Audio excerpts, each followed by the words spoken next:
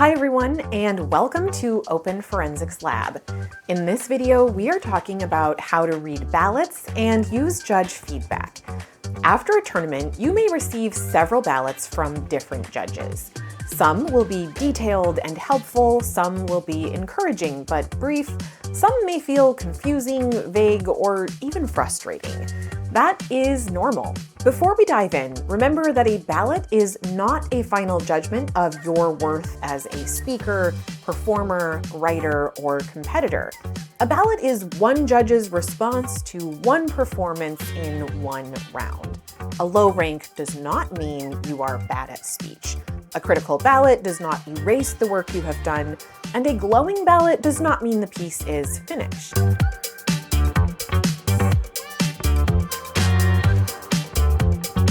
In this video, we'll focus on 5 ways to read ballots more effectively.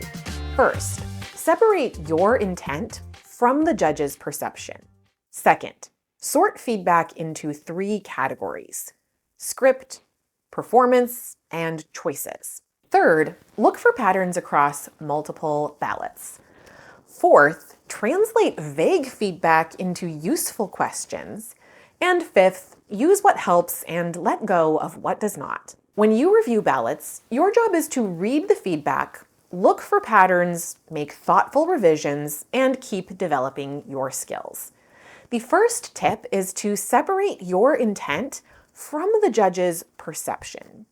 As the performer, you know what you meant to communicate. You know why you wrote a line a certain way or why you made a particular blocking choice. The judge only has access to what they saw and heard in the round. For example, you may intend for a pause to feel dramatic, but a judge might perceive it as uncertainty. You may intend for a character to feel emotionally suppressed, but a judge might perceive the performance as lacking vocal variety. When you read a ballot, try not to stop at, "But that's not what I meant." Instead, ask, what did the judge perceive, and what can I learn from that? That question gives you much more control. It also helps you translate feedback into revision. The second tip is to sort feedback into 3 categories: script, performance, and choices. Script feedback is about the material itself. This might include the content, structure, argument, cutting, transitions, sources, or overall development of the speech or piece. For example, if a judge writes, "Your intro was confusing," you might ask, "Did I clearly name my topic early enough? Was my attention getter connected to the rest of the speech?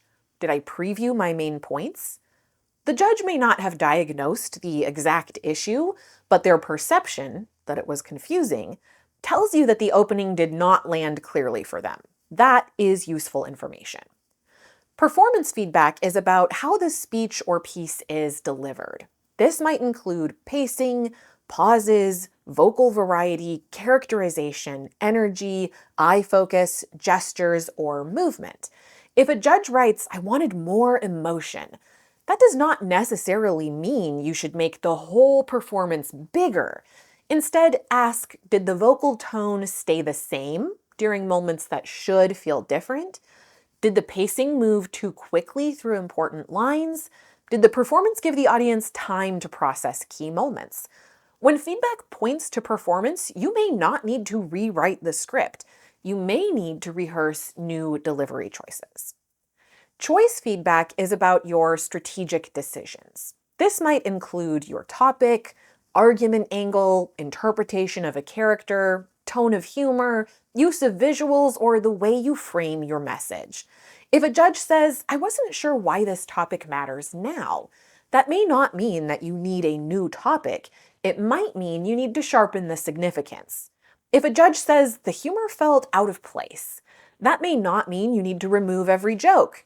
It may mean you need smoother tonal transitions or a clearer reason for the humor to be there. When you get feedback like this, it may mean the choice needs to be clearer, better supported, or more intentional. The third tip is to look for patterns. One ballot might be an outlier. Several ballots saying the same thing are probably pointing to something worth examining. If one judge says your speaking pace is too fast, you might make a note of it. If 5 judges say your speaking pace is too fast, that is a pattern. If one judge doesn't understand your second main point, maybe that judge missed something. If several judges do not understand your second main point, the point probably needs clearer structure, stronger explanation, or a better transition. The fourth tip is to translate vague feedback into useful questions. Vague feedback might sound like, work on delivery, organization could be better, didn't really connect. These comments can be frustrating because they don't tell you exactly what to revise. When feedback is vague, try turning it into a question.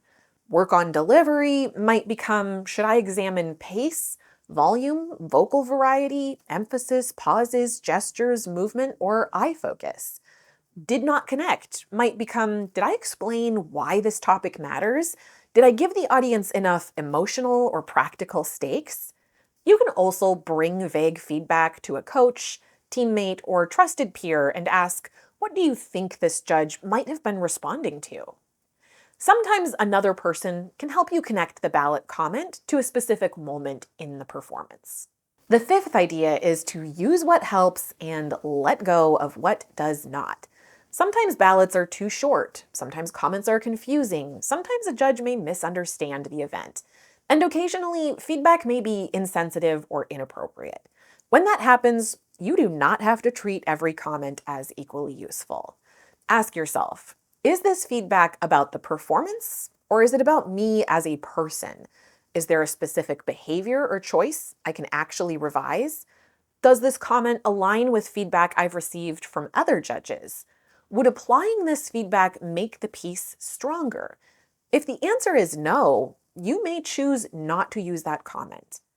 After a tournament, try not to immediately rewrite your entire speech after one difficult ballot. Instead, read all your ballots once without making changes. Then highlight repeated comments or patterns. Sort the feedback into script, performance, and choice categories. Finally, choose 1 to 3 priorities for revision. When you read ballots, remember, a ballot reflects how a judge experienced your performance. Use their perception as data. The goal is not to become the speaker every single judge wants you to be. The goal is to become a clearer, more intentional, more skillful version of yourself. Thanks for watching Open Forensics Lab.